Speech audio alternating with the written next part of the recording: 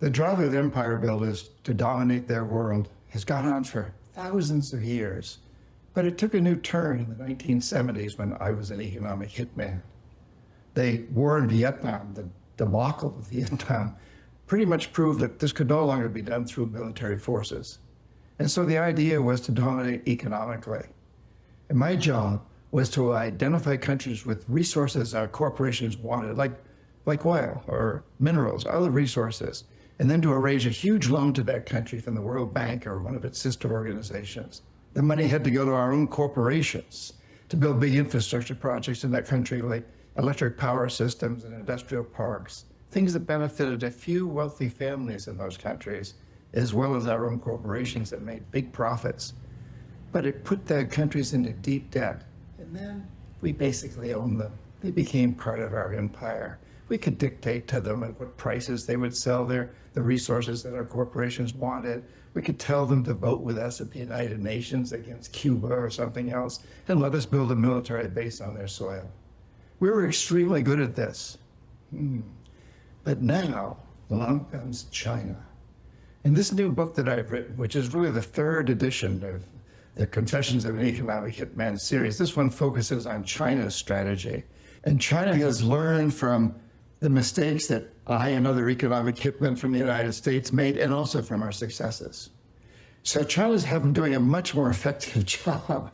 It's taken over much of the world. It is the #1 trading partner, the #1 investor in countries all over the world: Africa, Latin America, the Middle East, Asia, even Europe, even the United States. And so China has really come to dominate this whole process. They have taken this economic hitman strategy to new levels. But what's important is to understand that no matter who uses this economic hitman strategy, whether it's the United States or China, it doesn't matter. It's taking us into destruction. It's taking us to climate change, income inequality, species extinction, environmental destruction. Those are all symptoms of the death economy, an economic system that's polluting and consuming itself into extinction. And it's run by one goal alone, and that is to maximize short-term profits and materialistic consumption. That's the goal of the United States as economic hitman. That's the goal of China's economic hitman. And so what we need to understand is this has to end. We're headed toward the precipice as humans on this planet. We've got to turn this around. And we've got to transform the death economy to a life economy. We are at an incredible time in human history. I feel blessed.